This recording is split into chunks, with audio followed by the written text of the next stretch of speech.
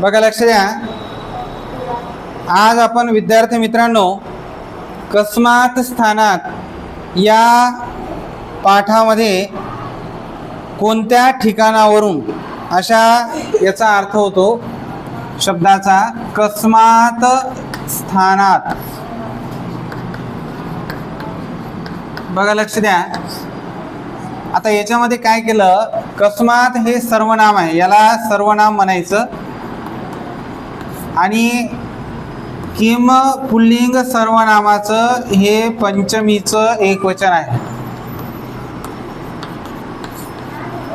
याला काय म्हणायचं, पंचमी एकवचन. कह कौ की प्रथमा, कम को कान द्वितीया, केन काव्याम के तृतीया, कस्मै काव्याम केभ्य चतुर्थी, कस्मात काव्याम केभ्य पंचमी. तर कस्मात म्हणजे पंचमीचं इथं एकवचन आपण घेतलेलं आहे. आणि त्याच्यानंतर स्थानात मध्ये सुद्धा मूळ शब्द आहे स्थान. या स्थान शब्दाची पंचमीचं एकवचन काय होतं, स्थानात. जसं देवचं पंचमीचं एकवचन काय होणार, देवात. तसं स्थान शब्दाचं पंचमीचं एकवचन काय होणार, स्थानात. आलं लक्षात. तर बघा इथं काय केलेलं आहे, तर दोन्हीमध्ये सुद्धा पंचमी विभक्तीच या ठिकाणी घेण्यात आलेली आहे. बघा काय केलेलं आहे, पेज नंबर 29 वरती 8वीच्या पुस्तकामध्ये 8.6 याच्यामध्ये दिलं, एष गृहम आगच्छति, हा घरून येतो. एष कुत गृहम आगच्छति, हा कुठून घरी म्हणजे येतो, म्हणजे हा घरी कुठून येतो. तर सांगितलं एष वित्तकोशात गृहम आगच्छति. बघा लक्ष द्या, एष काय घेतलं, वित्तकोशात. बघा काय घेतलं, एष वित्तकोशात गृहम आगच्छति. आता याच्यामध्ये बघा पंचमी विभक्ती घेतलेली आहे. पंचमी विभक्ती कुठं घेतलेली आहे, तर वित्तकोशात. मूळ शब्द आहे वित्तकोश, सांगतो ना बँक, याला काय म्हणायचं, बँक म्हणायचं. म्हणजे हा वित्तकोशात म्हणजे बँक मधून घरी, आणि आगच्छति म्हणजे काय करतो, येतो. कोण येतो, तर एष. एष म्हणजे हा, आणि हा याच्यासाठी एष हे सर्वनामाचा प्रकार वापरलेला आहे. म्हणजे हा बँकेमधून घरी येतो. आता बघा जिथून काय होतं, वेगळं होतंय. लक्ष द्या, जिथून एखादी गोष्ट वेगळी होते त्याला आपण त्या ठिकाणी कोणती विभक्ती वापरतो, तर पंचमी. कोणती विभक्ती वापरतो, पंचमी. तर पंचमी मध्ये आपल्याला माहिती आहे की शेवटी त दिसतं. जसं उदाहरणार्थ देवचं देवात, तर वित्तकोशाचं काय घेतलंय, वित्तकोशात. बरोबर, लक्षात आलं का. जसं उदाहरणार्थ पंचमी म्हणजे तिथं जसं झाडावरून खाली फळ पडते किंवा झाडावरून पाने पडतात, तर त्याच्यामध्ये सुद्धा काय केलेलं आहे, पंचमी विभक्ती घेण्यात आलेली आहे. म्हणजे एखादी गोष्ट जिथून वेगळी होते, बरोबर, जिथून एखादी गोष्ट वेगळी होते, भिन्न होते, तर त्याला त्या ठिकाणी काय म्हणायचं, म्हणजे पंचमी विभक्ती म्हणायची. आणि वित्तकोशात मध्ये सुद्धा मग इथं कोणती विभक्ती घेण्यात आलेली आहे, पंचमी विभक्ती इथं घेण्यात आलेली आहे. लक्षात आलं इथपर्यंत.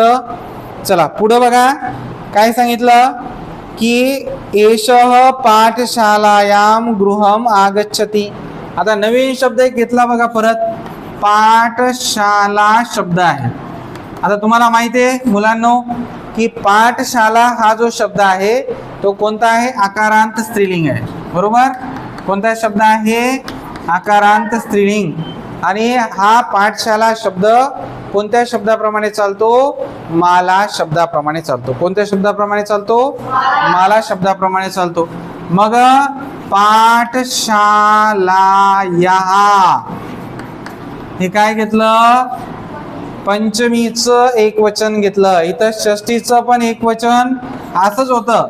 मालायाः मालयो मालानां षष्ठी, मालायाः मालाभ्याम मालाभ्य पंचमी, बरोबर. तर इथं पाठशालायाः हा जो शब्द घेतलेला आहे तो पंचमी एक वचनाचा घेतलेला आहे. कोणत्या वचनाचा घेतला? पंचमी एक वचन, बरोबर. मग आता हा कुठून येतो? तर शाळेमधून येतो, बरोबर. हा कुठून येतो? शाळेमधून हा येतो. म्हणून सांगितलं एषः पाठशालायाः गृहम् आगच्छति. पुढं काय घेतलं बघा, एष रेल स्थानकात गृहम् आगच्छति. आता पुढचा शब्द घेतला रेल स्थानकम. पुढचा शब्द काय घेतला? रेल स्थानक. बघा रेल स्थानक.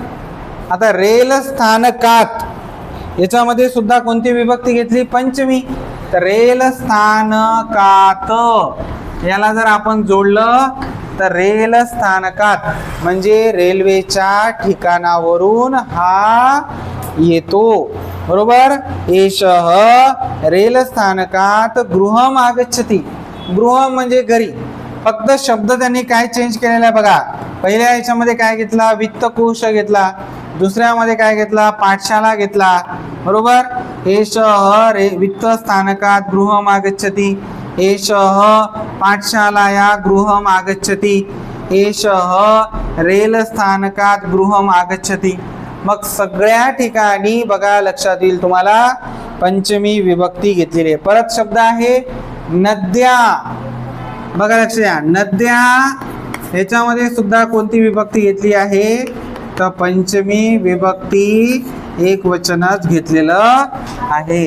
म्हणजे हा नदीवरून घरी येतो. आला का लक्षात? पुढं बघा मिहिर ग्रंथालयम गच्छति. ग्रंथालयात गृहम् आगच्छति. मिहिर ग्रंथालयातून येतो. मिहिर ग्रंथालयाला जातो आणि नंतर दुसऱ्या वाक्यामध्ये घेतलं ग्रंथालयात गृहम् आगच्छति. म्हणजे मिहिर हा ग्रंथालयातून कुठे येतो? घरी येतो. आले लक्षात? मंदिरचं मंदिरात, वाटिकाचं वाटिकायाः आणि नगरीचं नगर्या. म्हणजे याच्यावरून आपल्याला लक्षात आलं पंचमी विभक्ती जिथं जिथं आपण घेतो तिथं तिथं आपल्याला शेवटी काय दिसतं की तिथून वेगळं होणं, म्हणजे तिथून काय होणं? भिन्न होणं. याला आपण काय म्हणतो? पंचमी विभक्ती म्हणतो. आलं का लक्षात? तसं देव शब्दाचं आपण बघितलं. देव शब्द तुम्ही अगोदर पाठ केलेला आहे. तर देव शब्दाचं देवात, बालकचं बालकात, ग्रामचं ग्रामात, बरोबर. आणि आकारांत स्त्रीलिंग शब्द असेल तर तिथं काय येणार? पाठशालायाः, बरोबर. आणि नदी शब्द असेल, नदी शब्द सुद्धा यामध्ये काय होईल? पंचमीच्या एकवचनामध्ये नद्या. अशा पद्धतीनं नदी शब्दाचं पंचमीचं एकवचन नद्या होते. आलं लक्षात? सर्वांना कळालं? ठीक आहे. बाकीचं आपण उद्याला बघूया.